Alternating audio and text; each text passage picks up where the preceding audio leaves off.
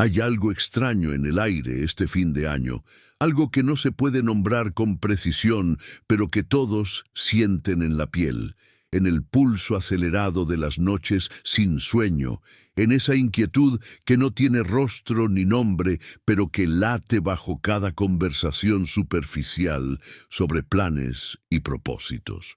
¿No lo perciben ustedes también? ¿No sienten esa electricidad invisible que recorre las calles, las casas, las pantallas iluminadas, donde millones de seres humanos buscan algo sin saber exactamente qué buscan? Este fin de año no será como los demás, y no porque el calendario lo dicte, no porque las tradiciones lo exijan, sino porque algo fundamental ha cambiado en la estructura misma de cómo percibimos la realidad, cómo nos relacionamos con las verdades que nos fueron heredadas, cómo cuestionamos lo que antes aceptábamos sin pestañear.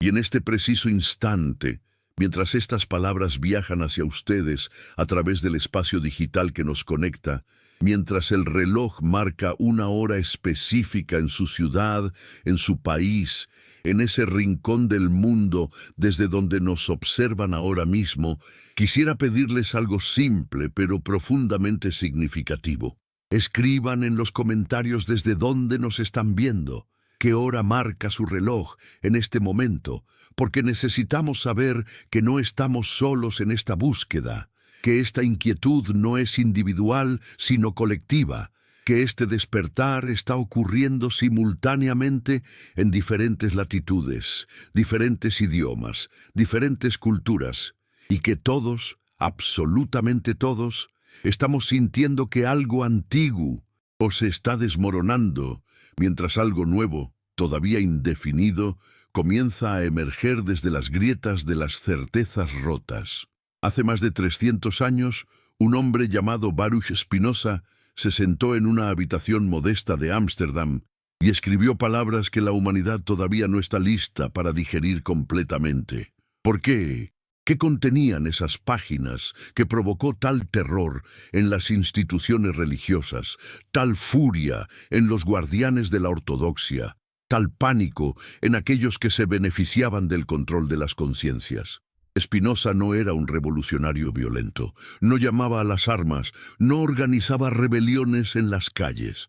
Su única arma era la razón, su único método era pensar con claridad despiadada. Su único crimen era negarse a aceptar lo que no podía ser demostrado, lo que no resistía el escrutinio de una mente libre de cadenas. Y por eso lo expulsaron, lo maldijeron, lo borraron de los registros de su comunidad como si nunca hubiera existido. ¿No les parece revelador que el mayor castigo que una institución religiosa puede infligir no sea la muerte física, sino la muerte social, el destierro del alma de la comunidad, como si el verdadero infierno no fuera un lugar después de la muerte, sino la soledad aquí, ahora, en vida? La excomunión de Spinoza fue brutal, absoluta, definitiva. Ningún judío podía hablarle, ningún judío podía leerlo, ningún judío podía estar a menos de 4 codos de distancia de él, como si llevara una enfermedad contagiosa que no era del cuerpo, sino de la mente, un virus de claridad que podía infectar a cualquiera que se le acercara demasiado. Pero ¿qué había dicho Spinoza que mereciera tal furia? ¿Qué verdad había pronunciado que resultaba tan peligrosa para el orden establecido? Había dicho algo terriblemente simple y por eso mismo terriblemente subversivo: que Dios y la naturaleza son lo mismo, que no hay un Dios personal sentado en un trono celestial juzgando nuestras acciones como un monarca caprichoso, que no hay milagros que suspendan las leyes naturales porque esas leyes son la expresión misma de lo divino, que no hay un pueblo elegido porque toda la creación es igualmente expresión de esa sustancia infinita que llamamos Dios o naturaleza sin. Que importe el nombre que usemos. ¿Se dan cuenta de lo que esto implica? ¿Entienden por qué esto destruye completamente la arquitectura del poder religioso? Si Dios no es un juez que castiga y premia, entonces los sacerdotes no son necesarios como intermediarios entre el cielo y la tierra. Si no hay milagros que contradigan la naturaleza, entonces todas esas historias de intervenciones sobrenaturales que legitiman las instituciones religiosas pierden su poder. Si no hay pueblo elegido, entonces no hay jerarquías divinas que justifiquen la dominación de unos grupos sobre otros. Spinoza no estaba simplemente proponiendo una filosofía diferente, estaba dinamitando los cimientos mismos sobre los cuales se construyó el edificio completo del control religioso sobre las conciencias humanas durante milenios. Y aquí estamos nosotros, más de 3 siglos después, en este fin de año que no será como los demás, descubriendo que Spinoza tenía razón, que el cambio ya comenzó, aunque muchos todavía no lo vean, aunque muchos todavía se aferren desesperadamente a las viejas certezas que se están desmoronando bajo sus pies como castillos de arena ante la marea que avanza. ¿No lo sienten ustedes? ¿No perciben cómo cada vez más personas están cuestionando las narrativas oficiales, las verdades heredadas, las doctrinas que se nos presentaron como inmutables e incuestionables? No es casualidad que en este momento histórico, cuando la información fluye libremente por canales que ninguna autoridad puede controlar completamente, cuando cualquier persona con un dispositivo conectado puede acceder a textos prohibidos, a ideas censuradas, a perspectivas alternativas que antes eran sistemáticamente suprimidas, estemos viviendo una crisis de las instituciones tradicionales, sin precedentes. Las iglesias están vacías, pero no porque la gente haya dejado de buscar sentido y trascendencia, sino porque están buscando en otros lugares, por otros medios, con otras herramientas. La fe no ha muerto, ha sido liberada de las cadenas institucionales que la mantenían prisionera, domesticada, convertida en herramienta de control social. Spinoza entendió algo que la mayoría de sus contemporáneos no podían comprender: que el mayor enemigo de la religión institucional no es el ateísmo, sino la honestidad intelectual. No es la negación de Dios, sino el rechazo a aceptar las mentiras que se dicen en nombre de Dios. No es la falta de fe, sino la negativa a confundir fe con credulidad. ¿Por qué las iglesias temen tanto a las preguntas? ¿Por qué consideran la duda como pecado, en lugar de verla como el primer paso hacia una comprensión más profunda? ¿No será porque saben que sus dogmas no pueden resistir un examen riguroso, que sus doctrinas se derrumban cuando se las somete a escrutinio racional, que su poder depende precisamente de mantener a las masas en un estado de ignorancia voluntaria disfrazada de virtud religiosa? Spinoza no era ateo, y esto es crucial entenderlo. Él no negaba lo divino, negaba las caricaturas de lo divino que las instituciones religiosas habían fabricado para sus propios fines de poder. Él no rechazaba a Dios, rechazaba la imagen de un Dios pequeño, mezquino, caprichoso, vengativo, celoso, que castigaba a quienes no lo adoraban de la manera correcta, que exigía sacrificios y rituales como si fuera un tirano necesitado de constante adulación. Para Spinoza, Dios era la totalidad de lo que existe, la sustancia infinita de la cual todo es expresión, la naturaleza misma en su infinita complejidad y belleza, y por lo tanto amar a Dios no significaba someterse a rituales vacíos, sino comprender las leyes naturales, vivir en armonía con la realidad tal como es, no como nos gustaría que fuera. Pero aquí viene la pregunta más perturbadora, la que nadie quiere enfrentar directamente. ¿Qué pasa cuando descubrimos que todo lo que nos enseñaron era una manipulación? ¿Qué ocurre en la psique humana cuando se da cuenta de que las historias sagradas que fundamentaban su visión del mundo, que daban sentido a su existencia, que justificaban sus sacrificios y sus esperanzas, fueron escritas, editadas, censuradas, reinterpretadas y distorsionadas por hombres con agendas políticas muy específicas? ¿Cómo procesamos el dolor de esa traición Cuando entendemos que lo que nos presentaron como palabra inmutable de Dios fue en realidad el resultado de interminables negociaciones políticas, concilios donde se votaba qué textos incluir y cuáles quemar, decisiones tomadas por emperadores que ni siquiera eran creyentes, pero que entendían el valor del control ideológico de las masas. Spinoza estudió las Escrituras con una meticulosidad que horrorizó a sus contemporáneos, porque no las leyó con los ojos de un devoto buscando confirmación de sus creencias previas, sino con los ojos de un historiador buscando entender cómo, cuándo y por quién fueron escritas realmente. Y lo que descubrió fue devastador, que los textos sagrados son documentos humanos, demasiado humanos, llenos de contradicciones, de errores históricos, de interpolaciones posteriores, de agendas políticas de los autores y redactores. Esto no significa que no contengan sabiduría, no significa que no haya verdad en ellos, pero sí significa que no pueden ser tratados como revelación divina, literal e infalible, sin cometer un fraude intelectual de proporciones cósmicas. Y sin embargo, durante siglos, generación tras generación, millones de seres humanos fueron obligados a aceptar estas narrativas como verdad absoluta. Fueron amenazados con tortura eterna si se atrevían a cuestionarlas. Fueron quemados vivos si expresaban dudas en voz alta. ¿No les parece asombroso que la institución que más habla de amor y perdón haya sido históricamente una de las más violentas y sanguinarias? ¿No hay algo profundamente perturbador en una religión que predica humildad mientras acumula riquezas obscenas, que habla de pobreza mientras vive en palacios, que proclama igualdad ante Dios mientras mantiene jerarquías rígidas donde algunos humanos tienen acceso directo a lo divino y otros necesitan intermediarios? Spinoza vio esta hipocresía con claridad brutal y se negó a participar en ella. No atacó a las personas religiosas, no se burló de los creyentes sinceros, pero sí denunció sin piedad a las instituciones que explotan la necesidad humana de trascendencia para acumular poder temporal.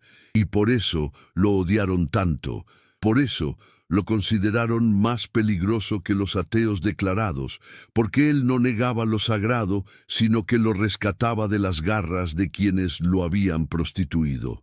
Este fin de año no será como los demás porque cada vez más personas están teniendo su propio momento espinosista, su propio despertar a la realización de que las cadenas que los atan no son físicas, sino mentales, que el verdadero cautiverio no ocurre en mazmorras, sino en creencias no examinadas, en dogmas aceptados por miedo en lugar de por convicción. ¿Cuántos de ustedes que están viendo esto ahora mismo han sentido esa incomodidad creciente con las respuestas fáciles que antes los satisfacían? ¿Cuántos han comenzado a notar las contradicciones que antes ignoraban, las inconsistencias que antes racionalizaban, las manipulaciones que antes no podían ver porque estaban demasiado cerca, demasiado adentro, demasiado comprometidos con el sistema para poder verlo objetivamente?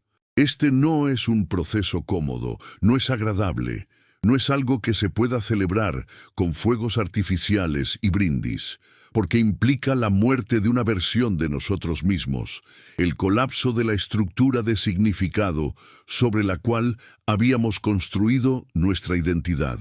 Es como despertar y darse cuenta de que toda tu vida has estado viviendo en una obra de teatro sin saberlo, y ahora que ves los decorados desde atrás, ahora que reconoces que los actores solo están recitando líneas escritas por otros, no puedes volver a suspender la incredulidad, no puedes volver a perderte en la ilusión aunque quisieras.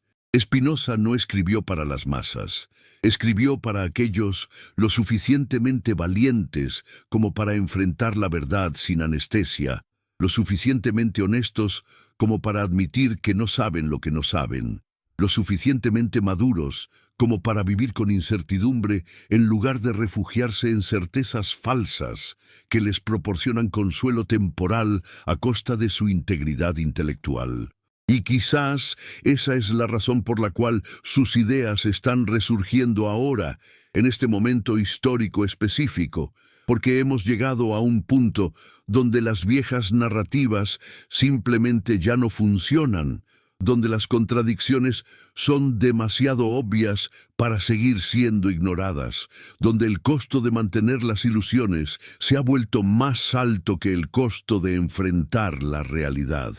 No es significativo que en una época de crisis ecológica global estemos redescubriendo a un filósofo que identificaba a Dios con la naturaleza. No es relevante que en un tiempo de fundamentalismos violentos estemos volviendo a leer a alguien que denunció el uso político de la religión para justificar la opresión. No es apropiado que en una era de polarización extrema encontremos inspiración en un pensador que rechazó todos los dualismos simplistas y nos invitó a ver la realidad como una unidad compleja que trasciende nuestras categorías limitadas. Y antes de continuar más profundamente, quisiera pedirles algo más. Si estas palabras están resonando con algo dentro de ustedes, si sienten que esta conversación es importante, que estas ideas merecen ser compartidas, les invito a enviar este video a un amigo cercano, a alguien que saben que está en su propia búsqueda, que está cuestionando, que está despertando, porque estas reflexiones no deben permanecer aisladas. Estas semillas de pensamiento necesitan ser lanzadas en múltiples terrenos para que puedan germinar y crecer.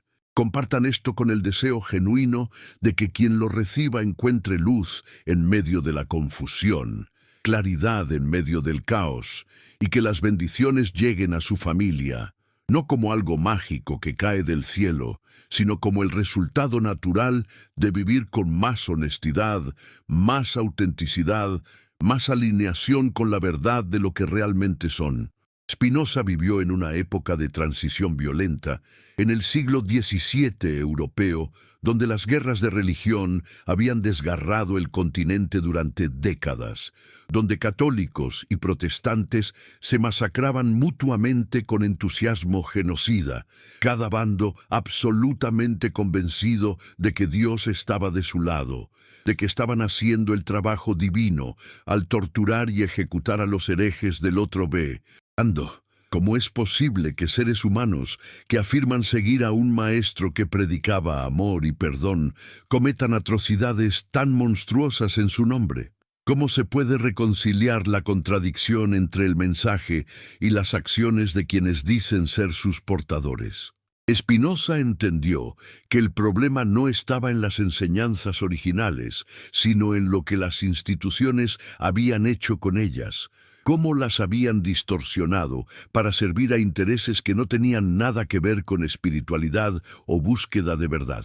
Las iglesias, todas ellas, se habían convertido en máquinas de poder político disfrazadas de organizaciones espirituales, y su éxito dependía de mantener a las personas en un estado de dependencia infantil, convencidas de que no podían acceder a lo divino por sí mismas, de que necesitaban sacerdotes, rituales, sacramentos, indulgencias, intermediarios que cobraban por cada servicio supuestamente espiritual que prestaban. La herejía de Spinoza no consistía en negar a Dios, sino en afirmar que cada persona tiene acceso directo a lo divino, que no se necesitan intermediarios, que la verdadera religión no consiste en creer cosas irracionales, sino en vivir de acuerdo con la naturaleza, en desarrollar la mente, en comprender las causas de las cosas, en liberarse de las pasiones que nos esclavizan y alcanzar lo que él llamaba el amor intelectual de Dios, que no es un sentimiento emocional, sino una comprensión profunda de cómo todo está conectado, de cómo somos parte de una totalidad infinita que nos incluye, pero que también nos trasciende completamente. ¿Se dan cuenta de lo radical que es esto? entienden por qué esto amenazaba toda la estructura de poder de la época. Si cada persona puede acceder a lo divino directamente, si la verdadera espiritualidad consiste en pensar claramente y vivir honestamente en lugar de seguir rituales vacíos, entonces toda la industria religiosa con sus catedrales, sus jerarquías, sus dogmas, sus amenazas de condenación eterna, se vuelve obsoleta, innecesaria, se revela como el fraude que siempre fue. Pero no se equivoquen. Spinoza no era un optimista ingenuo que creía que la razón triunfaría fácilmente sobre la superstición. Él sabía perfectamente que la mayoría de los seres humanos prefieren el consuelo de las ilusiones a la incomodidad de la verdad, que es más fácil seguir lo que dice la autoridad que pensar por uno mismo, que requiere menos esfuerzo repetir fórmulas memorizadas, que cuestionar fundamentalmente cómo entendemos la realidad. Por eso escribió en latín. Por eso publicó sus obras más radicales anónimamente o póstumamente. Por eso sabía que estaba sembrando para futuras generaciones que quizás estarían más preparadas para recibir sus ideas. Y tenía razón. Durante siglos, sus libros estuvieron prohibidos. Su nombre era sinónimo de ateísmo y depravación moral. Mencionar que uno admiraba a Spinoza era suficiente para arruinar una reputación académica o social.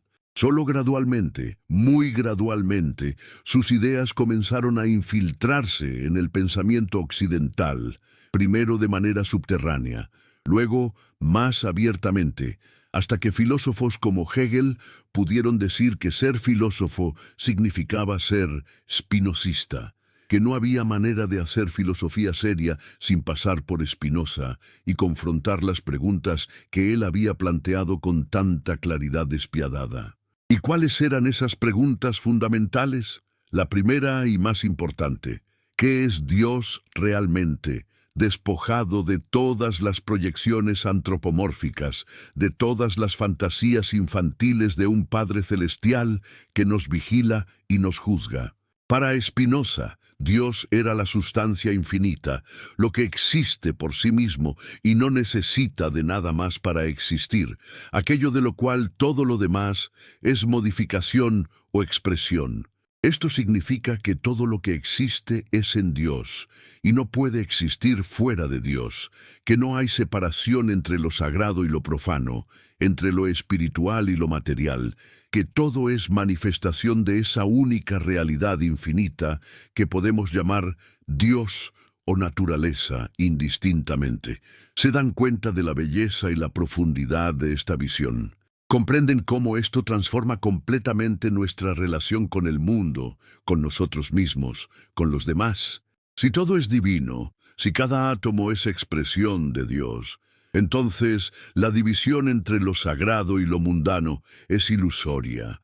Entonces el verdadero culto no consiste en ir a un edificio una vez por semana, sino en vivir cada momento con plena conciencia de que estamos participando en algo infinitamente más grande que nosotros mismos, que cada acción cuenta, que cada pensamiento importa, que somos co-creadores de la realidad en la que vivimos.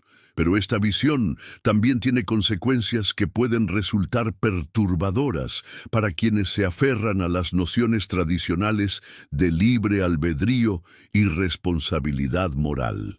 Si todo es expresión necesaria de la naturaleza divina, si cada evento sigue causas que a su vez siguen otras causas en una cadena infinita de causación, entonces, ¿dónde queda el libre albedrío? ¿Dónde queda la culpa y el mérito? ¿Dónde quedan el castigo y la recompensa? Spinoza no temía estas consecuencias, las aceptaba plenamente y argumentaba que nuestra sensación de libre albedrío es una ilusión que surge de nuestra ignorancia de las causas que determinan nuestras acciones. No somos libres en el sentido de poder actuar arbitrariamente sin causa, pero podemos volvernos más libres en la medida en que comprendemos las causas que nos determinan, en que dejamos de ser pasivos ante nuestras pasiones y nos volvemos activos al comprenderlas y transformarlas. La libertad no consiste en hacer lo que queremos, sino en querer lo que comprendemos que es necesario, en alinear nuestra voluntad con la necesidad racional de la naturaleza. ¿No es esto más profundo y más liberador que la idea infantil de un libre albedrío mágico que podría haber actuado diferente en circunstancias idénticas? Este fin de año, que no será como los demás, está marcado por esta tensión creciente entre las viejas formas de pensar y las nuevas comprensiones que están emergiendo. Por un lado, vemos el resurgimiento de fundamentalismos religiosos de todo tipo, el regreso a certezas dogmáticas, el rechazo furioso de la modernidad y la ciencia, el intento desesperado de restaurar un pasado mítico que nunca existió realmente como lo imaginan. Por otro lado, vemos un despertar masivo de conciencia. Millones de personas abandonando las religiones organizadas, no porque se hayan vuelto materialistas y hedonistas, sino porque están buscando formas más auténticas de espiritualidad, más honestas, más integradas con lo que sabemos sobre el universo gracias a la ciencia. ¿No es fascinante que estos dos movimientos aparentemente opuestos estén ocurriendo simultáneamente? ¿No es revelador que mientras algunos corren hacia el pasado, otros corren hacia el futuro? Y que el presente es este campo de batalla donde se está decidiendo qué tipo de civilización construiremos en las próximas décadas. Spinoza vivió exactamente en una época similar de transición, cuando el mundo medieval se estaba desmoronando y el mundo moderno aún no había tomado forma definitiva, cuando las viejas certezas se estaban disolviendo, pero las nuevas aún no se habían consolidado. Es por eso que sus ideas resuenan tan poderosamente ahora, porque estamos en otro momento de transición igual de profundo, donde las instituciones que dominaron durante siglos están perdiendo legitimidad, donde las narrativas que funcionaron para nuestros abuelos ya no funcionan para nosotros, donde necesitamos urgentemente nuevas formas de entender quiénes somos, de dónde venimos y hacia dónde hemos. Y Spinoza nos ofrece algo que muy pocos filósofos han podido ofrecer: una visión integrada que no sacrifica la razón por la espiritualidad ni la espiritualidad por la razón, que nos invita a ser rigurosos intelectualmente y profundamente espirituales al mismo tiempo, que nos muestra que no hay contradicción entre comprender el universo científicamente y experimentarlo como sagrado. Pero volvamos a la pregunta central. ¿Por qué este fin de año no será como los demás? Porque algo fundamental ha cambiado en la conciencia colectiva, algo que no puede ser revertido aunque muchos lo intenten. Hemos cruzado un umbral, después del cual el retorno es imposible. Demasiadas personas han visto detrás de la cortina, han entendido cómo funcionan los mecanismos de control, han reconocido las manipulaciones que antes eran invisibles para ellos. Y una vez que ves, no puedes dejar de ver. Una vez que comprendes, no puedes volver a la ignorancia voluntaria aunque quisieras. Este es el cambio que Spinoza predijo hace más de 3 siglos. Que eventualmente la verdad emergería, que las mentiras no podían sostenerse para siempre, que la razón humana eventualmente se liberaría de las cadenas que la mantenían prisionera. No es que él creyera que todos se volverían filósofos racionalistas, sabía perfectamente que la mayoría preferiría el consuelo de las ilusiones, pero también sabía que una minoría crítica alcanzaría esa claridad de visión que hace imposible seguir participando en el engaño colectivo. Y esa minoría crítica está creciendo exponencialmente. No son solo intelectuales aislados en universidades, no son solo filósofos en Torres de Marfil, son personas comunes en todas partes del mundo que están teniendo su despertar espinosista, que están comenzando a cuestionar todo lo que les enseñaron, que están dispuestas a enfrentar la incomodidad de la incertidumbre en lugar de refugiarse en las falsas seguridades que las instituciones les ofrecen. Ustedes que están viendo esto ahora mismo, desde donde sea que estén, a la hora que sea en su ciudad, son parte de esa minoría crítica. El simple hecho de que estén aquí, escuchando estas ideas, considerando estas preguntas, significa que algo en ustedes ya ha cambiado, que ya han comenzado ese proceso irreversible de despertar que Spinoza describió con tanta precisión. No es fácil, no es cómodo, pero es necesario. Es el precio de la madurez intelectual y espiritual, el costo de dejar atrás la infancia de la humanidad y entrar en su adolescencia turbulenta, con todas las crisis de identidad y cuestionamientos que eso implica. La primera parte de esta jornada filosófica termina aquí, pero la conversación apenas comienza. Hemos establecido el contexto, hemos planteado las preguntas fundamentales, hemos identificado la tensión central entre las viejas formas de pensar y las nuevas comprensiones emergentes. En la siguiente parte, profundizaremos en el conflicto entre fe y razón. Exploraremos por qué Spinoza fue considerado el hereje más peligroso de su época y examinaremos cómo sus ideas sobre la religión, el poder y la manipulación de las masas son más relevantes ahora que nunca. Pero por ahora, dejen que estas ideas se asienten, dejen que las preguntas trabajen en ustedes, dejen que la incomodidad del cuestionamiento haga su trabajo necesario de desmantelar las certezas falsas que impiden el crecimiento real. Porque este fin de año no será como los demás, y ustedes, queridos buscadores de verdad, son la razón por la cual el cambio ya comenzó. ¿Te gustaría que continúe con la segunda parte ahora, o preferirías que ajuste algo en el tono o enfoque de esta primera parte? Part 2. Aquí está la segunda parte de la narrativa filosófica. Hay un momento en la vida de todo ser humano pensante en el que las preguntas se vuelven más importantes que las respuestas, en el que la duda deja de ser enemiga de la fe para convertirse en su única posibilidad auténtica, en el que comprendemos que las certezas absolutas no son señal de sabiduría, sino de miedo disfrazado de convicción.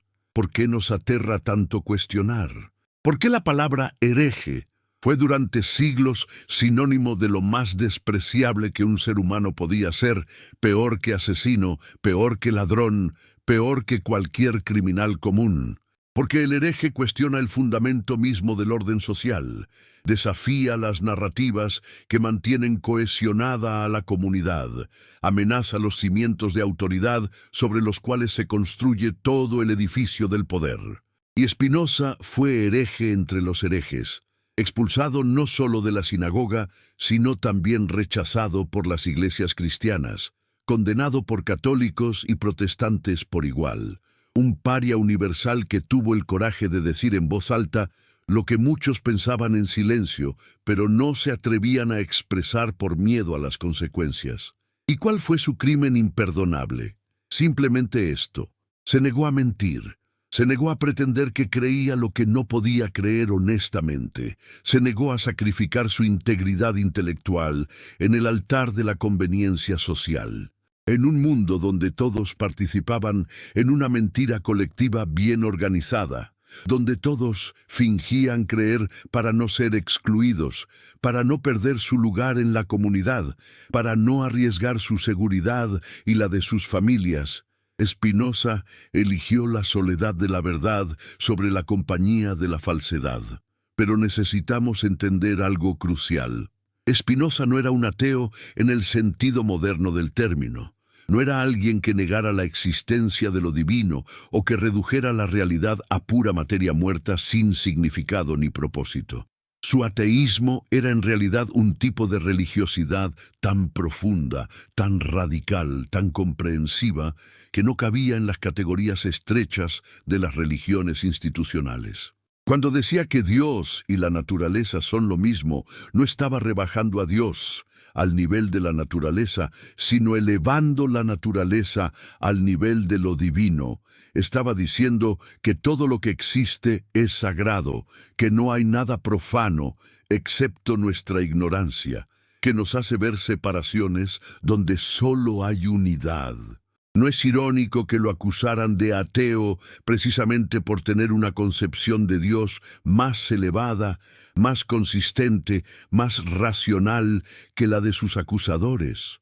¿No revela esto algo profundo sobre cómo las instituciones religiosas han secuestrado el concepto de Dios y lo han reducido a una caricatura antropomórfica que sirve a sus intereses de control? El Dios de Spinoza era infinito, necesario, perfecto, absolutamente libre porque actuaba solo según su propia naturaleza sin estar limitado por nada externo. El Dios de las religiones institucionales era pequeño, limitado, caprichoso, necesitaba adoración como un rey humano necesita adulación, se enojaba como un padre abusivo, castigaba como un tirano vengativo. ¿Cuál de estas dos concepciones es realmente más digna de lo que llamamos divino? La fe de Spinoza era la fe en la razón, pero no una razón fría y calculadora que reduce todo a números y ecuaciones, sino una razón que es capaz de ver la belleza matemática del cosmos, la armonía de las leyes naturales, la perfección inherente en el orden de las cosas. Él creía que mientras más comprendemos, más amamos, que el conocimiento no es enemigo del amor, sino su condición de posibilidad más alta. El amor que surge de la ignorancia es posesivo, celoso, dependiente, cambiante según las circunstancias. El amor que surge del conocimiento es libre, generoso, estable, porque comprende que todo es parte de la misma totalidad infinita y que separarnos de cualquier parte es separarnos de nosotros mismos. ¿No es esto lo que los místicos de todas las tradiciones han intentado expresar con su lenguaje poético y paradójico? ¿No es esto lo que los santos experimentaron en sus momentos de iluminación cuando sentían que se disolvían en la unidad del todo? Spinoza llegó a las mismas conclusiones que los místicos, pero por el camino de la geometría, de la lógica, de la deducción rigurosa a partir de primeros principios.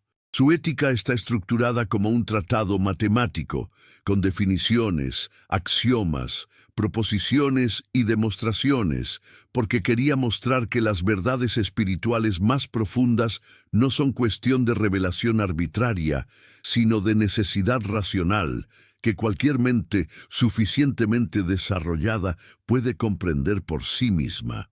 Y aquí llegamos al corazón del conflicto entre fe y razón, tal como se ha desarrollado en la civilización occidental durante los últimos 2000 años. Las iglesias cristianas, herederas de una tradición que comenzó como un movimiento judío apocalíptico marginal y se transformó en religión oficial del Imperio Romano, siempre han tenido una relación ambivalente con la razón. Por un lado, necesitaban la razón para defenderse de sus críticos, para elaborar doctrinas complejas, para resolver disputas teológicas internas. Por otro lado, temían la razón porque sabían que una razón verdaderamente libre e independiente eventualmente cuestionaría los dogmas fundamentales sobre los cuales se basaba todo su poder. Entonces desarrollaron esta extraña doctrina de que la fe y la razón son compatibles, pero la razón debe someterse a la fe, que la filosofía debe ser sierva de la teología, que donde hay conflicto entre lo que la razón concluye y lo que la fe enseña, es la razón la que debe ceder. ¿Se dan cuenta de la trampa lógica que esto representa? Es como decir, usa tu razón libremente, pero solo hasta que llegues a conclusiones que nos incomoden. En ese punto detente y acepta lo que te decimos sin cuestionar. Es como invitar a alguien a investigar, pero con la condición previa de que sus investigaciones confirmen lo que ya sabemos de antemano. No es búsqueda genuina de verdad, sino simulacro de búsqueda con resultado predeterminado. Spinoza rechazó completamente este arreglo fraudulento. Para él, la razón no podía someterse a nada excepto a sí misma.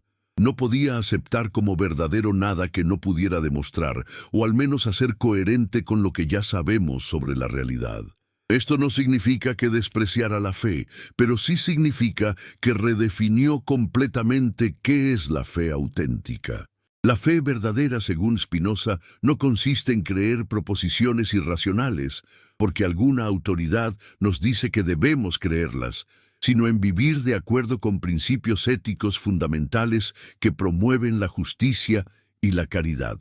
Puedes creer lo que quieras sobre la naturaleza de Dios, sobre la vida después de la muerte, sobre los detalles de la cosmología religiosa, siempre y cuando vivas justamente y trates a los demás con amor y respeto. La fe se demuestra en las acciones, no en las creencias.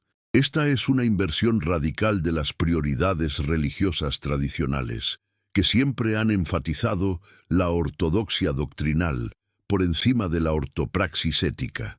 ¿Por qué las iglesias han insistido tanto en que creas las cosas correctas en lugar de que hagas las cosas correctas? ¿No será porque es mucho más fácil controlar lo que las personas dicen que creen que controlar cómo realmente viven? Puedes recitar todos los credos correctamente, puedes participar en todos los rituales prescritos y seguir siendo egoísta, cruel, explotador en tu vida diaria, y nadie te cuestionará mientras mantengas las apariencias doctrinales. El Tratado Teológico Político de Spinoza, publicado anónimamente en 1670, fue inmediatamente reconocido como uno de los libros más peligrosos jamás escritos. ¿Por qué? Porque en ese texto Spinoza hacía algo que nadie había hecho antes con tal claridad y rigor. Analizaba las escrituras hebreas con los mismos métodos críticos que se usarían para analizar cualquier otro texto antiguo, preguntándose quién las escribió realmente, cuándo, con qué propósitos, en qué contexto histórico.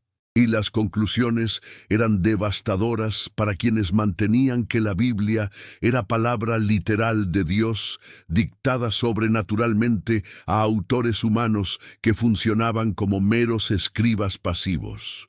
Spinoza demostró que los textos atribuidos a Moisés no podían haber sido escritos por Moisés porque contenían referencias a eventos posteriores a su muerte, que los libros históricos eran compilaciones hechas mucho después de los eventos que narraban, que había contradicciones, repeticiones, estilos diferentes que revelaban múltiples autores y editores trabajando en diferentes épocas. Nada de esto sorprende a un estudioso bíblico moderno, pero en el siglo XVII era herejía explosiva. ¿Y saben qué es lo más fascinante? Que Spinoza no necesitaba arqueología moderna ni manuscritos antiguos recién descubiertos para llegar a estas conclusiones, solo necesitaba leer los textos cuidadosamente con una mente libre de prejuicios dogmáticos y aplicar lógica básica. La evidencia siempre estuvo ahí, a la vista de todos, pero nadie se atrevía a verla porque ver significaba cuestionar y cuestionar significaba arriesgar todo. Pero Spinoza fue más allá del análisis textual. Preguntó algo más fundamental. ¿Por qué las instituciones religiosas necesitan que creamos que sus textos sagrados son sobrenaturalmente inspirados? ¿Qué ganan con eso? La respuesta es obvia una vez que la ves. Si el texto es palabra literal de Dios, entonces los intérpretes oficiales del texto tienen autoridad divina. Cualquier cuestionamiento de su interpretación es rebelión contra Dios mismo. Cualquier disidencia es pecado mortal que merece castigo eterno. Es el mecanismo de control perfecto. Tomas las necesidades humanas naturales de significado y trascendencia, las canalizas hacia textos específicos que declaras sagrados, estableces un monopolio sobre la interpretación correcta de esos textos, y voilà, tienes poder absoluto sobre las conciencias y por ende sobre los cuerpos y las propiedades de millones de personas. Spinoza vio este mecanismo con claridad cristalina y lo denunció sin ambigüedades. No estaba atacando la religión en sí, sino el uso político de la religión. No estaba negando lo sagrado, sino rescatándolo de quienes lo habían convertido en herramienta de dominación. ¿Por qué esto es tan relevante ahora, en este fin de año que no será como los demás? Porque estos mismos mecanismos siguen operando, han evolucionado, se han adaptado a los nuevos medios, pero la estructura básica permanece. Controla las narrativas y controlarás las mentes. Controla las mentes y controlarás el comportamiento. Controla el comportamiento y tendrás poder ilimitado. Los contemporáneos de Spinoza lo acusaron de querer destruir toda moralidad, de abrir las puertas al caos y la anarquía, de socavar los fundamentos de la sociedad civilizada. ¿Y cuál era su supuesto crimen? Sugerir que la moralidad no necesita fundamento sobrenatural, que los seres humanos pueden ser buenos sin amenazas de castigo eterno, que la ética puede basarse en la razón y la comprensión de la naturaleza humana en lugar de en mandamientos divinos arbitrarios.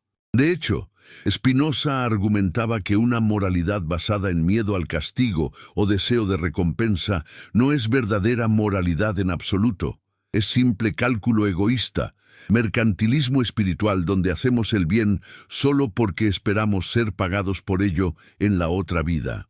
La verdadera virtud, según Spinoza, consiste en comprender qué es genuinamente bueno para nosotros y actuar en consecuencia, no por miedo ni esperanza de recompensa, sino porque hemos entendido que vivir virtuosamente es vivir en armonía con nuestra naturaleza más profunda y con la naturaleza del todo del cual somos parte.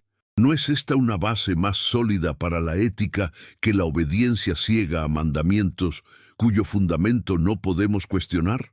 ¿No produce personas más maduras y responsables que asumen la responsabilidad de sus acciones en lugar de simplemente seguir órdenes? Pero aquí viene la paradoja más profunda del pensamiento de Spinoza, la que sus críticos nunca han podido resolver satisfactoriamente.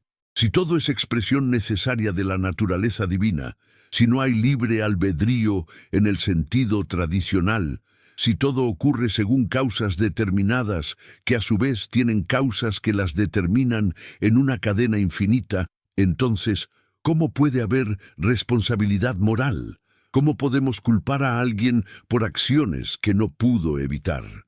¿Cómo podemos alabar la virtud si el virtuoso no tiene mérito real en serlo? La respuesta de Spinoza es sutil y requiere pensamiento cuidadoso para apreciarla completamente.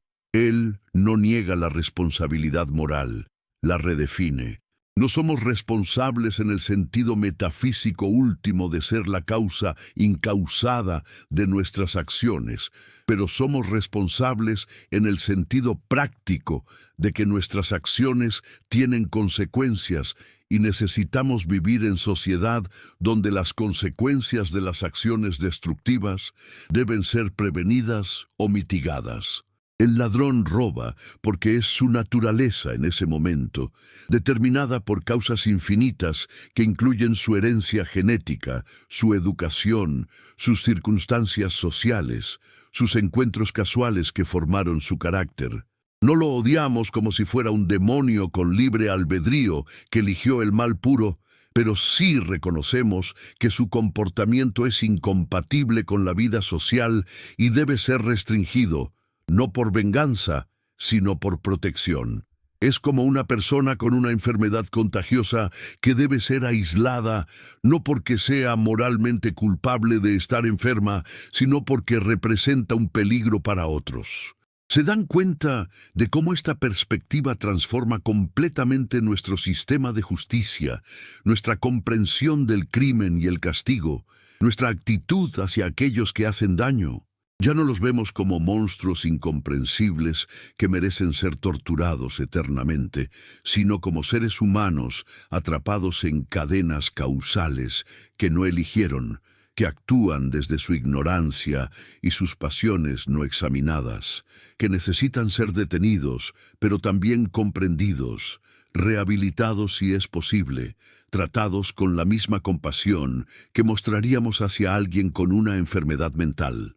Esto no es debilidad ni ingenuidad, es comprensión profunda de cómo funciona realmente la naturaleza humana.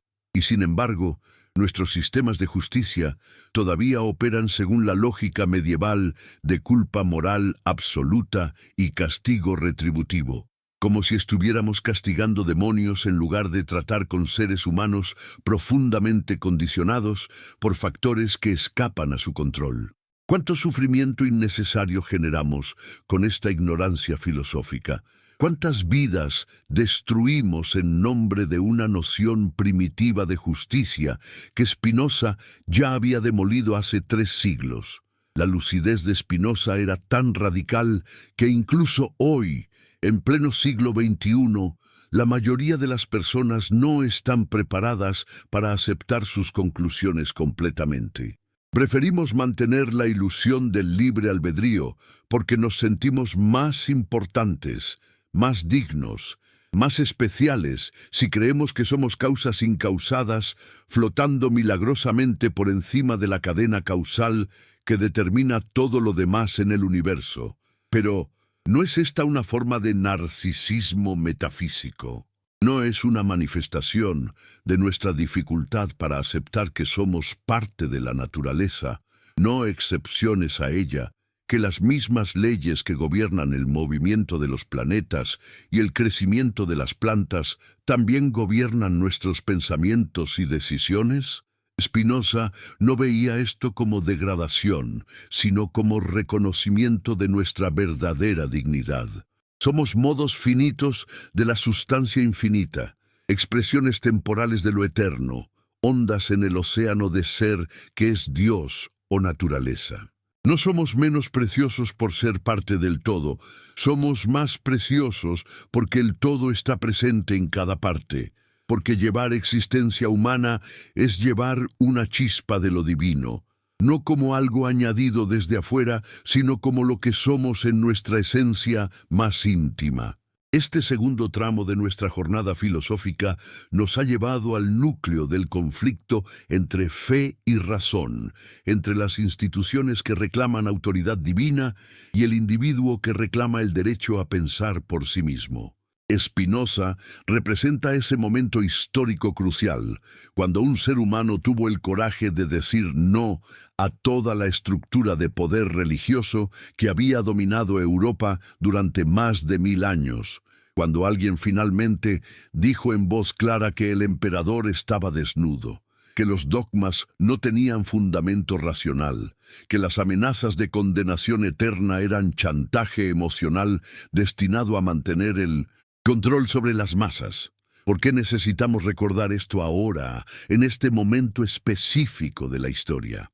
Porque los mecanismos de control han evolucionado, pero no han desaparecido. Porque nuevas ortodoxias han surgido que funcionan exactamente como las viejas ortodoxias religiosas.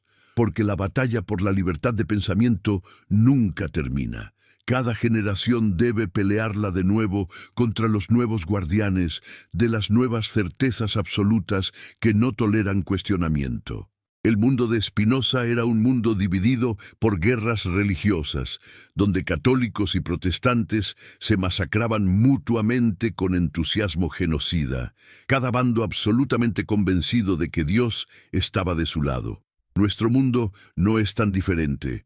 Solo hemos añadido más bandos, más ortodoxias, más certezas absolutas que justifican la violencia contra los herejes modernos. Spinoza nos muestra que hay otra manera, que es posible vivir sin certezas absolutas, que la duda no es debilidad, sino fortaleza, que la humildad intelectual no es cobardía, sino sabiduría.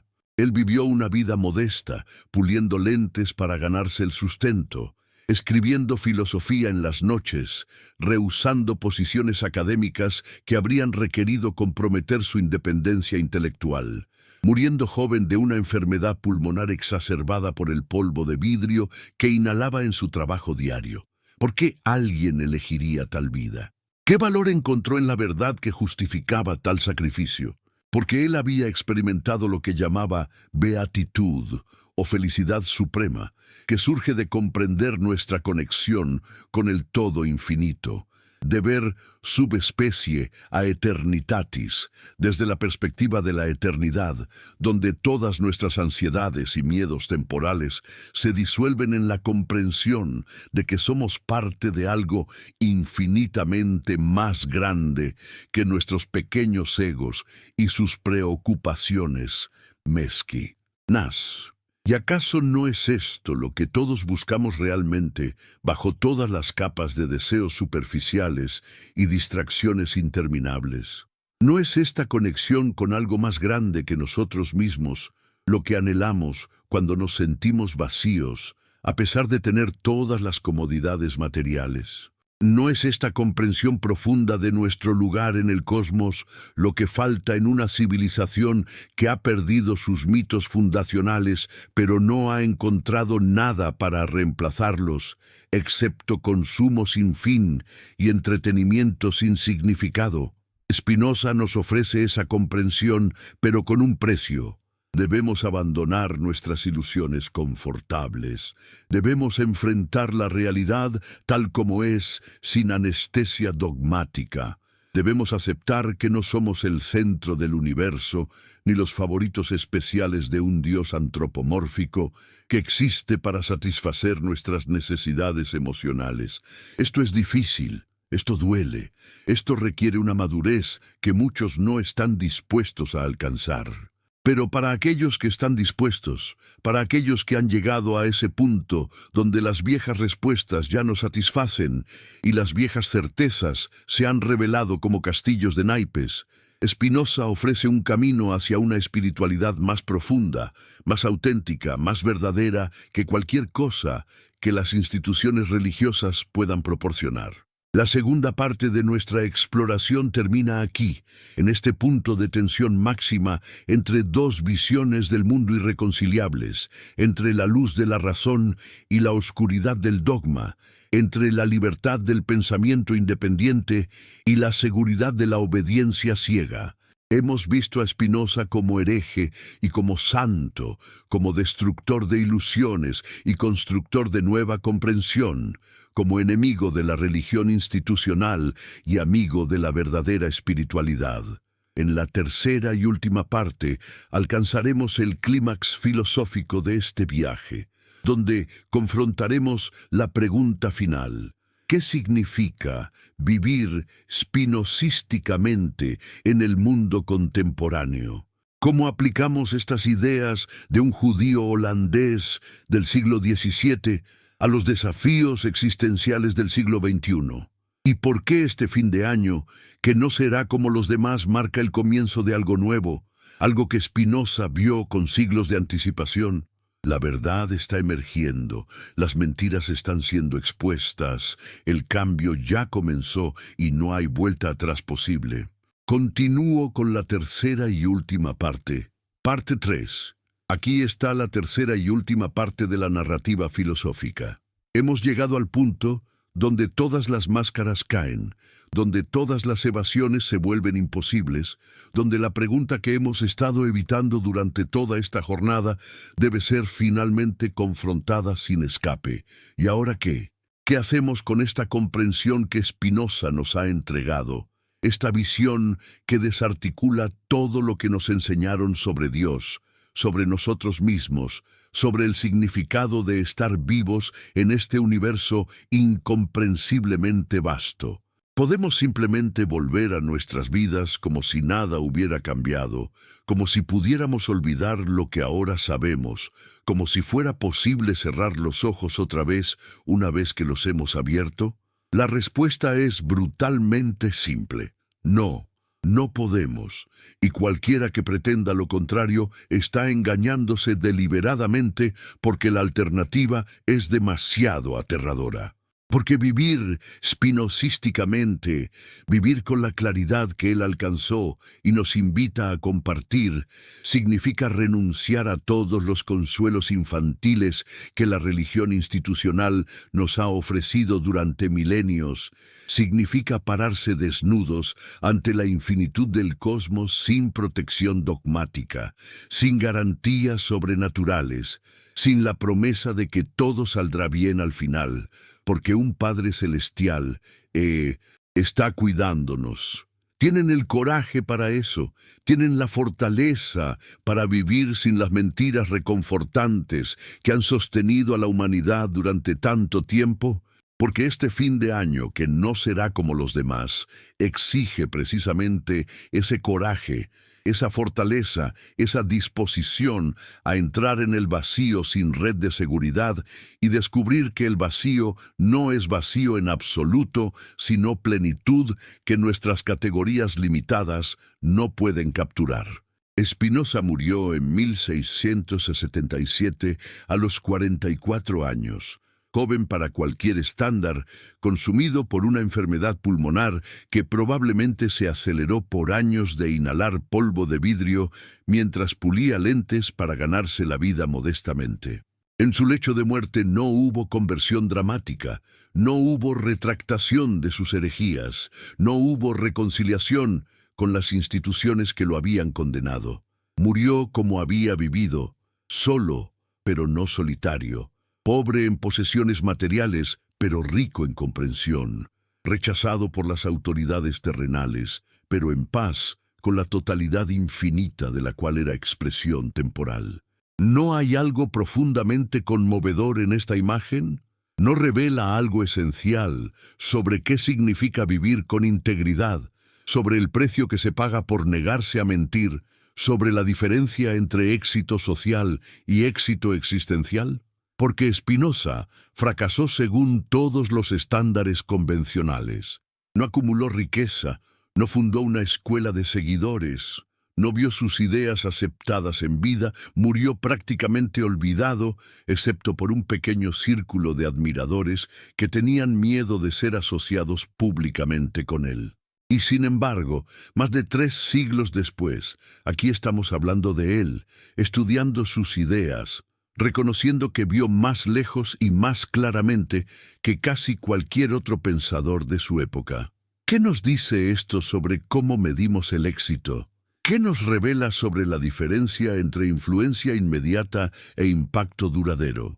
¿No será que nuestras métricas de éxito están completamente equivocadas, que valoramos lo trivial y despreciamos lo esencial?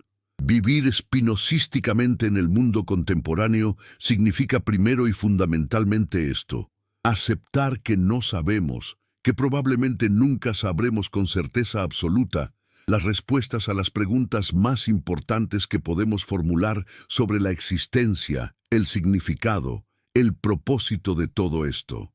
Significa renunciar a la arrogancia epistémica que caracteriza tanto a los fundamentalistas religiosos, que afirman conocer la voluntad de Dios con precisión detallada, como a los materialistas reduccionistas, que afirman que la ciencia ya ha explicado todo lo que importa, y que cualquier cosa que no pueda ser medida en un laboratorio es ilusión o superstición.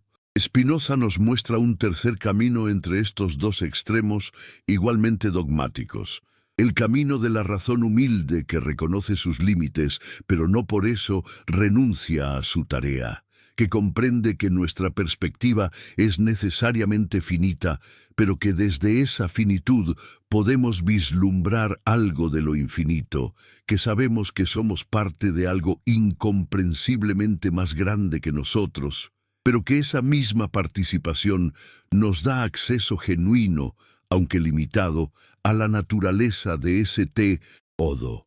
¿No es esto más honesto que las certezas fabricadas de las religiones o los materialismos? ¿No es más humano que el fanatismo en cualquiera de sus formas? Pero la pregunta persiste, insistente, imposible de evadir.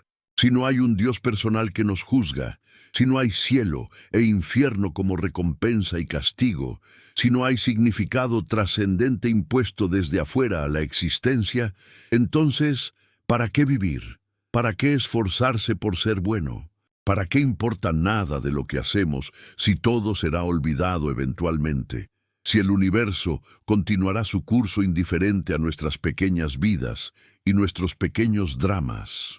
Esta es la pregunta existencial por excelencia, la que Dostoyevsky expresó como «si Dios no existe, entonces todo está permitido», la que aterroriza a quienes han vivido toda su vida bajo el supuesto de que la moralidad requiere fundamento sobrenatural. Y la respuesta de Spinoza es revolucionaria en su simplicidad. Importa porque somos seres que necesitamos significado para funcionar, porque crear significado es parte de lo que significa ser humano, porque el hecho de que el significado no esté predado desde afuera no lo hace menos real o menos importante, solo lo hace nuestra responsabilidad en lugar de nuestra herencia. No vivimos bien porque un Dios nos va a recompensar o castigar. Vivimos bien porque comprendemos que vivir bien es lo que permite el florecimiento de nuestra naturaleza, que la virtud es su propia recompensa en el sentido más literal, que ser egoísta y destructivo no solo daña a otros, sino que nos daña a nosotros mismos porque estamos todos interconectados en la red infinita de causación que constituye la realidad. ¿Y no es esto más fuerte, más sólido, más confiable como base para la ética que el miedo al castigo divino? Porque el miedo puede motivar comportamiento externo, pero no transforma el carácter interno. La amenaza de infierno puede hacer que alguien actúe correctamente por las razones equivocadas. La promesa de cielo puede convertir la moralidad en simple transacción comercial, donde hago el bien solo para recibir pago posterior. La ética espinosista es más profunda porque está basada en comprensión. Entiendo que dañarte es dañarme, porque no estamos realmente separados. Comprendo que el florecimiento de todos contribuye a mi florecimiento, porque todos somos parte del mismo organismo cósmico. Veo que la competencia despiadada y la explotación no son signos de fortaleza, sino de ignorancia sobre la verdadera naturaleza de las cosas. Esto no es utopismo ingenuo. Spinoza no creía que todos se volverían santos iluminados una vez que comprendieran estas verdades. Sabía perfectamente que la mayoría de las personas están demasiado atrapadas en sus pasiones, demasiado dominadas por sus apetitos inmediatos, demasiado condicionadas por siglos de pensamiento distorsionado como para alcanzar esta claridad. Pero también sabía que unos pocos podrían alcanzarla, y esos pocos podrían influenciar a otros, y gradualmente, muy gradualmente, la humanidad podría evolucionar hacia formas más racionales y por lo tanto más éticas de existencia. ¿Y no es esto exactamente lo que estamos viendo ahora, en este momento histórico específico, en este fin de año que marca un punto de inflexión? Por primera vez en la historia humana, millones de personas en todo el planeta tienen acceso a información que antes estaba disponible solo para élites privilegiadas. Tienen la capacidad de comunicarse directamente sin pasar por los filtros de las instituciones tradicionales. Tienen herramientas para verificar afirmaciones y detectar manipulaciones que antes habrían sido imposibles de identificar. Esto no significa que vivimos en una edad de oro, de razón e ilustración. Obviamente no. Basta mirar el estado del mundo para ver que todavía hay inmensa cantidad de irracionalidad, odio, ignorancia y explotación. Pero sí significa que por primera vez existe la posibilidad real de una transformación masiva de conciencia, de un despertar colectivo que no dependa de instituciones religiosas o políticas, sino que emerja orgánicamente de individuos que están llegando a sus propias conclusiones a través de sus propias investigaciones.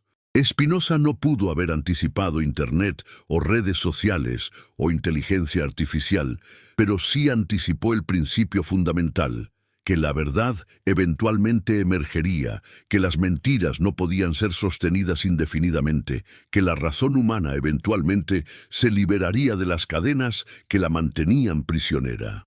Pero seamos claros sobre algo crucial.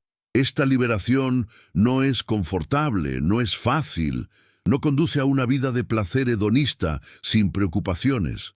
De hecho, vivir espinocísticamente es en muchos sentidos más difícil que vivir bajo el cobijo de una religión institucional que te dice exactamente qué creer, qué hacer, cómo interpretar cada experiencia. Cuando renuncias a esas certezas prefabricadas, cuando aceptas que debes pensar por ti mismo y tomar responsabilidad completa por tus conclusiones, cuando reconoces que no hay autoridad externa que pueda resolver tus dudas o validar tus decisiones, entonces te enfrentas a la angustia existencial en su forma más pura. Sartre lo llamaría más tarde la condena de ser libre, esta carga insoportable de tener que elegir sin garantías, de tener que crear valor en un universo que no viene preequipado con valores objetivos grabados en el tejido de la realidad. Spinoza experimentó esta angustia, la vivió en su propia carne cuando fue expulsado de su comunidad y tuvo que construir una vida completamente nueva sin el soporte de las estructuras tradicionales. Y lo que descubrió fue esto, que la libertad, aunque aterradora, es preferible a la seguridad de la prisión, que la incertidumbre honesta es mejor que la certeza falsa, que estar solo con la verdad es menos solitario que estar acompañado por mentiras compartidas. ¿Por qué la Iglesia temió tanto a Spinoza? ¿Por qué sus libros permanecieron prohibidos durante siglos? ¿Por qué incluso hoy muchas instituciones religiosas lo ven con sospecha o hostilidad? No porque negara a Dios, ya hemos establecido que su concepción de lo divino era más elevada que la de sus críticos. No porque promoviera inmoralidad, su ética era rigurosa y exigente. No porque fuera intelectualmente débil o confundido, sus argumentos eran rigurosos y bien fundamentados. Lo temían porque él representaba la posibilidad de una espiritualidad sin instituciones, de una ética sin mandamientos divinos, de una vida con significado sin necesidad de sacerdotes intermediarios que controlen el acceso a lo sagrado. Él era la prueba viviente de que los seres humanos no necesitan las estructuras que las religiones institucionales afirman ser absolutamente necesarias. Y si la gente se diera cuenta de esto masivamente, si millones comprendieran que pueden acceder a lo divino directamente, que pueden desarrollar su propia ética racional, que pueden vivir vidas profundamente significativas sin nunca entrar a una iglesia o sinagoga o mezquita, entonces, ¿qué pasaría con todo el edificio de poder religioso construido durante milenios?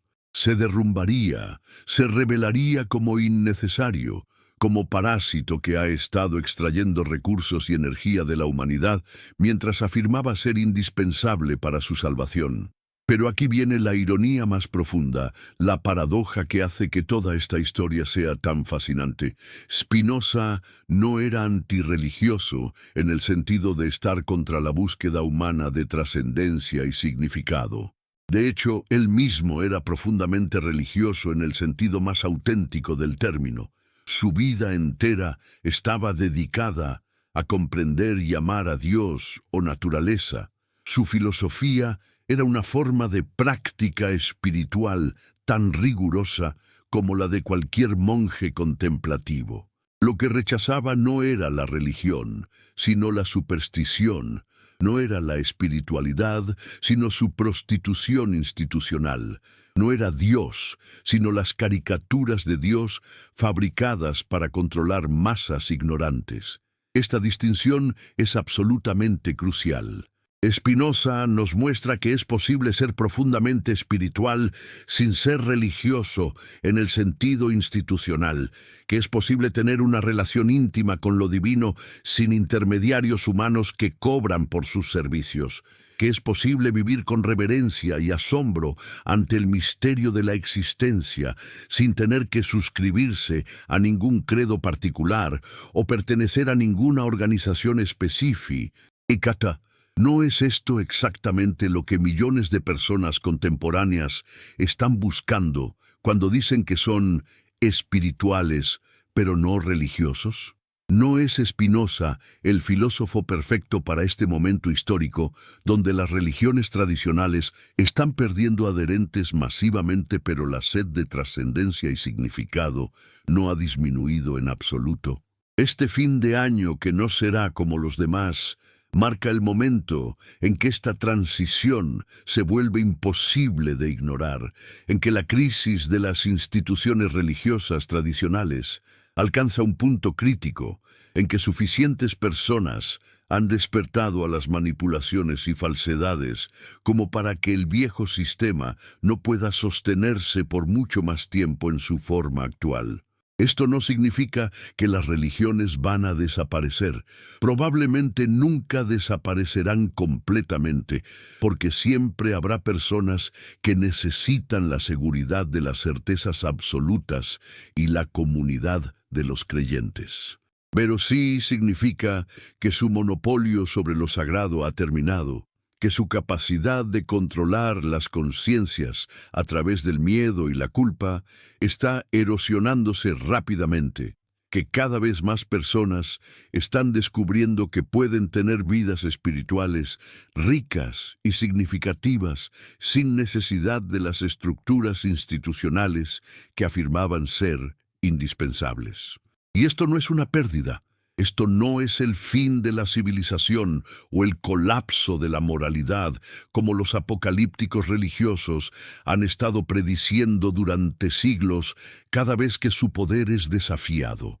Es una liberación, es el comienzo de una madurez colectiva donde la humanidad finalmente crece más allá de su necesidad de padres autoritarios que le digan qué pensar y cómo vivir. Spinoza nos dejó un mapa para esta transición, instrucciones para cómo navegar el territorio aterrador de la libertad radical. Su ética no es solo un tratado filosófico abstracto, es un manual práctico para transformar la vida humana de la servidumbre de las pasiones a la libertad de la razón, de la existencia reactiva a la existencia activa, de ser víctima de las circunstancias a ser co-creador consciente de nuestra experiencia. El camino no es fácil, requiere trabajo continuo de autoexamen, requiere honestidad brutal sobre nuestras motivaciones reales, requiere disposición a ver nuestros propios autoengaños y racionalizaciones. Pero Spinoza promete algo más valioso que cualquier cielo imaginario. Promete beatitud aquí y ahora, en esta vida, no después de la muerte, sino como resultado de comprender nuestra conexión con el todo infinito, de ver que somos expresiones temporales de lo eterno, de reconocer que llevamos lo divino dentro de nosotros, no como algo añadido desde afuera, sino como nuestra esencia más profunda. ¿No vale la pena cualquier cantidad de esfuerzo alcanzar esto? ¿No es esto lo que todas las tradiciones místicas han estado señalando con sus diferentes lenguajes y símbolos? ¿No es esto lo que Jesús quiso decir cuando habló del reino de Dios dentro de nosotros? Lo que Buda señaló con su enseñanza sobre la naturaleza búdica e inherente, lo que los sufíes celebran cuando hablan del amado que está más cerca que la vena yugular, pero no nos confundamos. Alcanzar esta comprensión no significa volverse indiferente al sufrimiento del mundo. No significa retirarse a una torre de marfil filosófica mientras millones sufren hambre, enfermedad, opresión. De hecho, la ética spinocista exige precisamente lo opuesto. Mientras más comprendemos nuestra interconexión con todos los seres, más nos importa su bienestar, no por obligación moral impuesta desde afuera, sino por reconocimiento genuino de que su sufrimiento es nuestro sufrimiento, su liberación es nuestra liberación. Esta es la paradoja del egoísmo racional que Spinoza describe.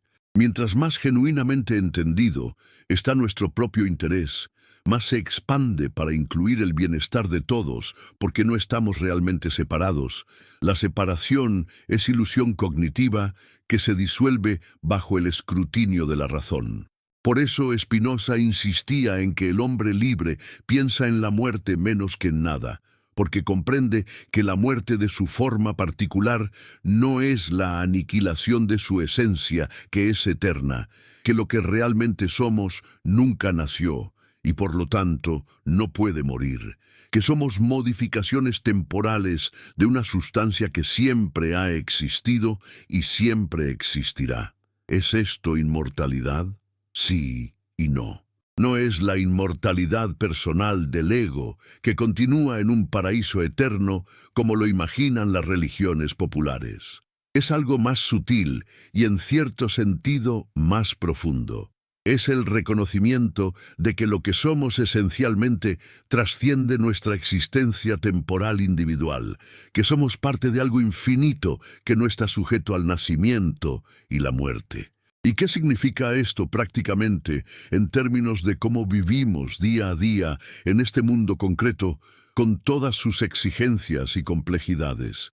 Significa vivir con presencia, con conciencia de que cada momento es expresión de lo infinito, que no hay momentos insignificantes o acciones triviales, porque todo está interconectado en la red infinita de causación.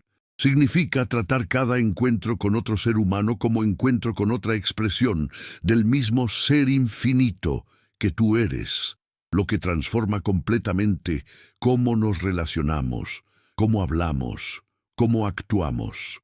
Significa dejar de posponer la vida real para un futuro imaginario después de la muerte y en su lugar entrar completamente en la vida presente con todas sus alegrías y sufrimientos, sus bellezas y horrores, sus misterios y claridades.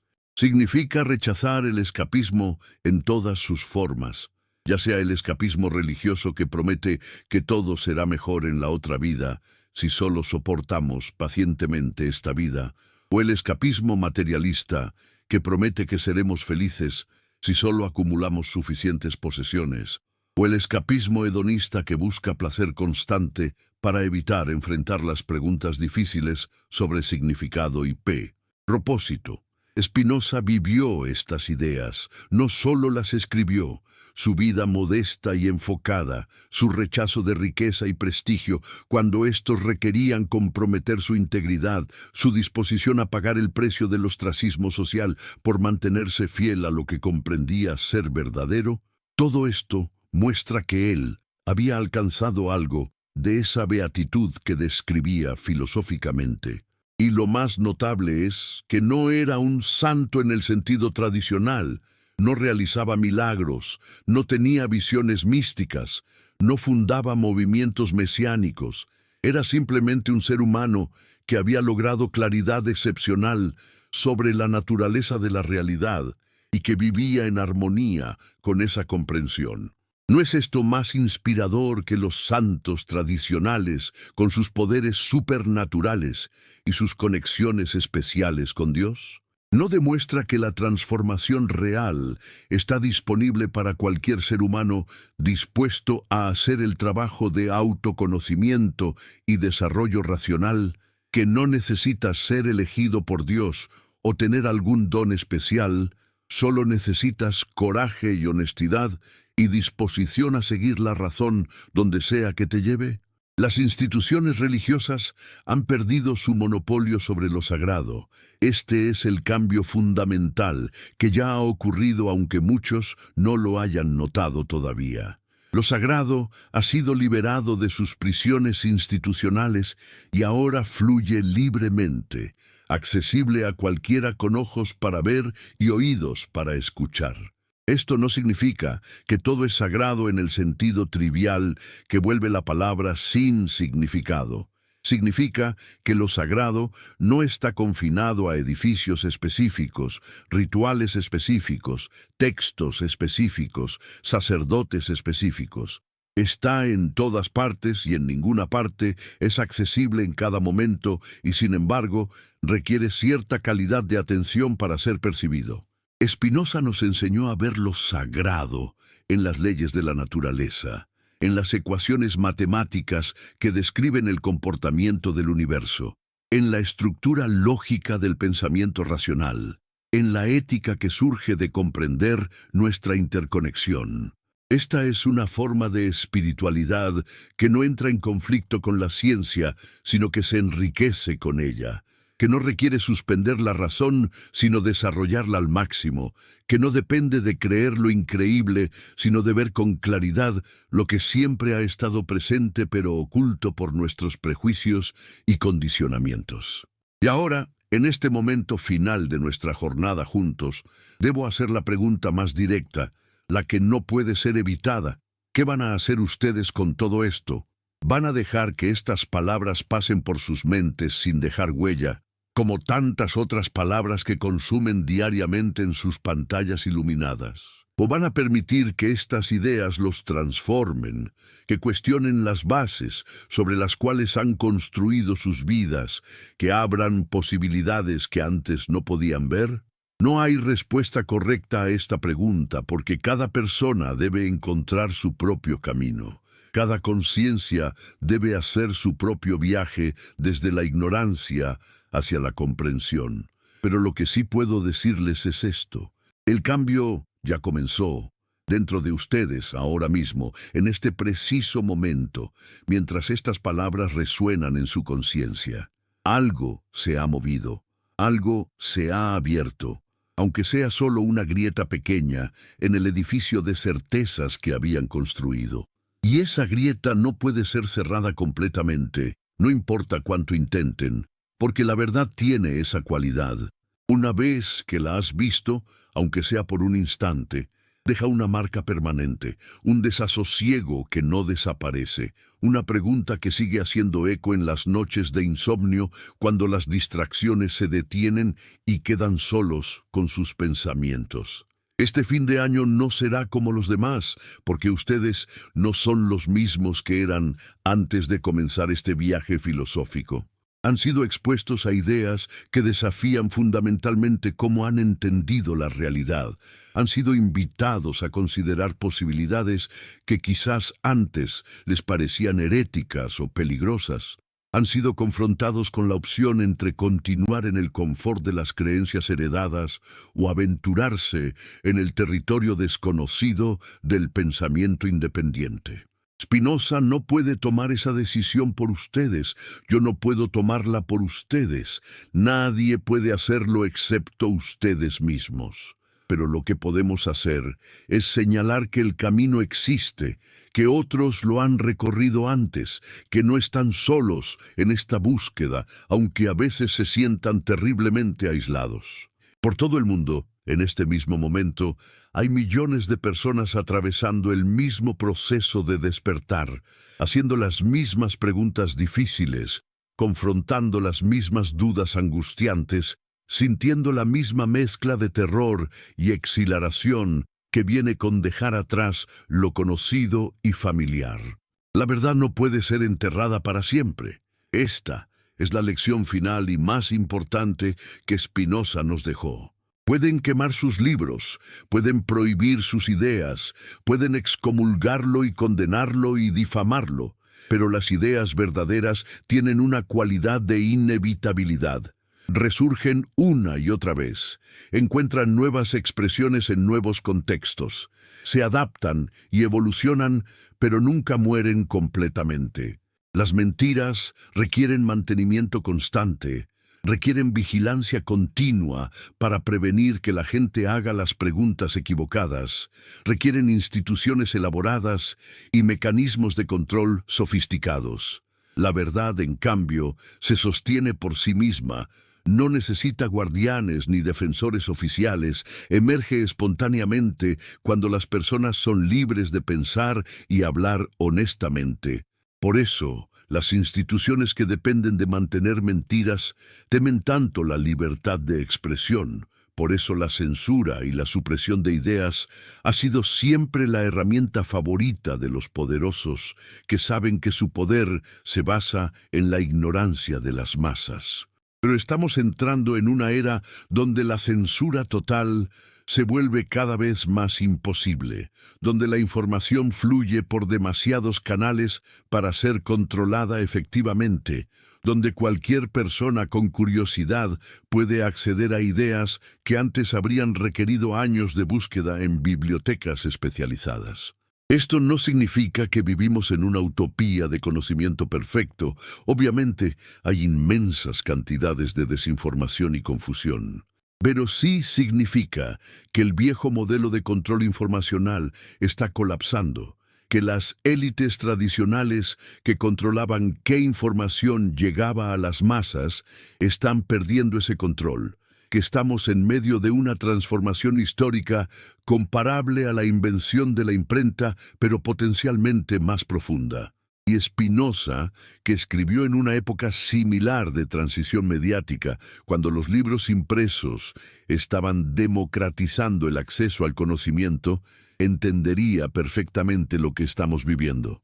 Él sabría que este es el momento que estaba anticipando, cuando suficientes personas tendrían acceso a suficiente información como para comenzar a cuestionar masivamente las narrativas oficiales. ¿Y qué significa esto para el futuro de la religión, para el futuro de cómo los seres humanos se relacionan con lo sagrado, con el misterio, con las preguntas últimas sobre existencia y significado? No significa el fin de la espiritualidad, significa su transformación y liberación. Veremos el surgimiento de formas cada vez más individualizadas y personalizadas de práctica espiritual, donde las personas toman elementos de diferentes tradiciones y los combinan de maneras que funcionan para ellas específicamente.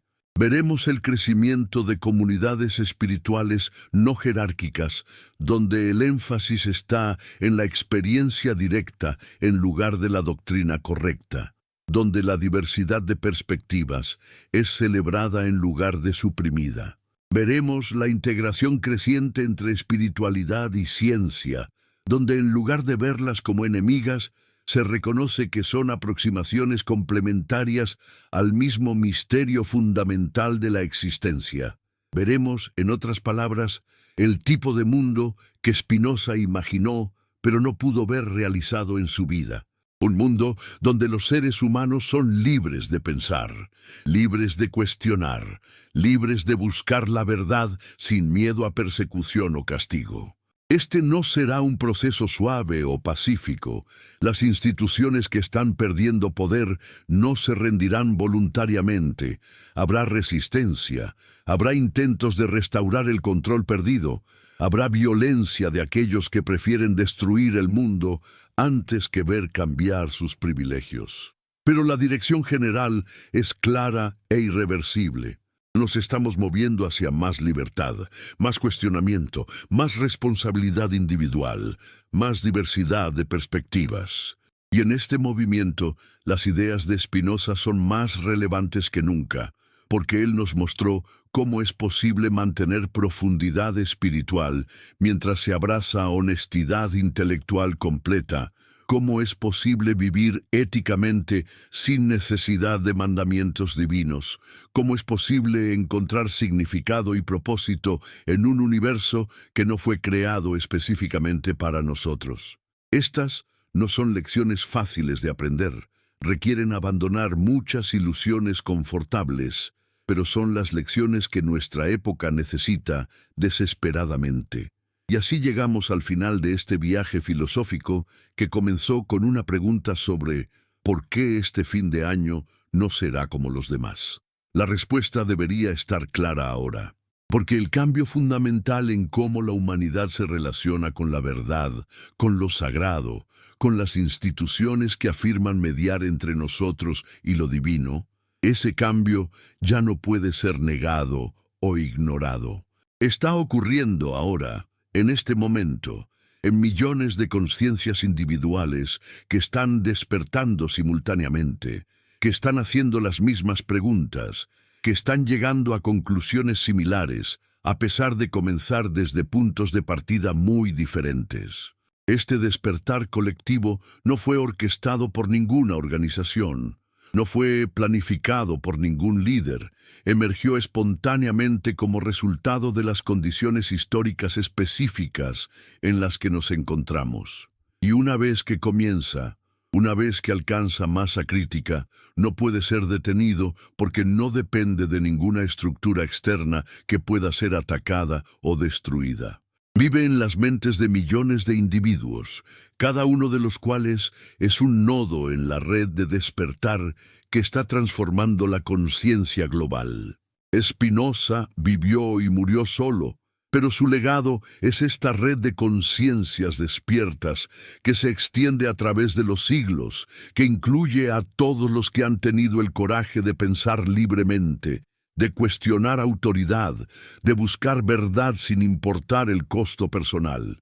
Ustedes que han llegado hasta aquí en esta exploración son parte de ese legado, son herederos de ese coraje, son portadores de esa luz que ninguna oscuridad puede extinguir completamente. Y ahora tienen una responsabilidad, no guardar esto para ustedes mismos, sino compartirlo. No como evangelistas tratando de convertir a otros, sino como amigos compartiendo algo valioso con aquellos que aman. Por eso les pedí al principio que compartan este video con un amigo cercano, no por vanidad o deseo de popularidad, sino porque estas ideas necesitan circular, necesitan ser discutidas, necesitan ser probadas contra la experiencia vivida de personas diversas en contextos diferentes. La verdad emerge del diálogo, de la confrontación de perspectivas, del intercambio libre de ideas sin censura ni coerción. Spinoza lo entendió perfectamente. Por eso abogó por libertad de expresión radical, en una época cuando tal libertad era casi desconocida, cuando expresar ideas equivocadas podía resultar en tortura y ejecución. Él sabía que solo en la arena abierta del debate público, las ideas verdaderas eventualmente prevalecerían sobre las falsas, no porque alguna autoridad decidiera cuáles son verdaderas, sino porque la verdad tiene poder inherente que las mentiras carecen. Las mentiras necesitan protección, necesitan leyes que prohíban cuestionarlas, necesitan instituciones que castiguen a los disidentes. La verdad solo necesita libertad para expresarse y eventualmente se abrirá camino por su propio peso. Este fin de año que no será como los demás, es el comienzo de algo nuevo, algo que Spinoza vislumbró hace más de 3 siglos, pero que solo ahora está comenzando a manifestarse completamente. Es el amanecer de una era donde los seres humanos finalmente se liberan de las cadenas mentales que los han atado durante milenios, donde el miedo deja de ser el motor principal de la religión, donde la verdad se valora más que el confort, donde la integridad intelectual se considera virtud suprema. No será fácil. Habrá mucho dolor en el proceso de transición. Muchas personas se aferrarán desesperadamente a las viejas certezas incluso cuando se están desmoronando a su alrededor. Pero para aquellos con ojos para ver y coraje para actuar según lo que ven, este es el momento más emocionante de toda la historia humana, el momento cuando finalmente comenzamos a crecer hacia nuestra madurez colectiva. Spinoza nos dejó un regalo invaluable.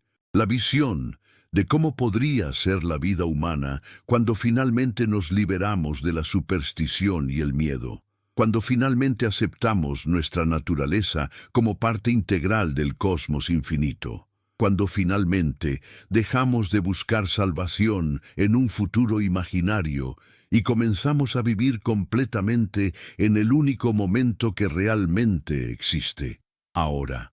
Este es el legado que debemos honrar no con rituales vacíos o adoración servil de su memoria, sino viviendo las ideas que él articuló con tanta claridad y coraje.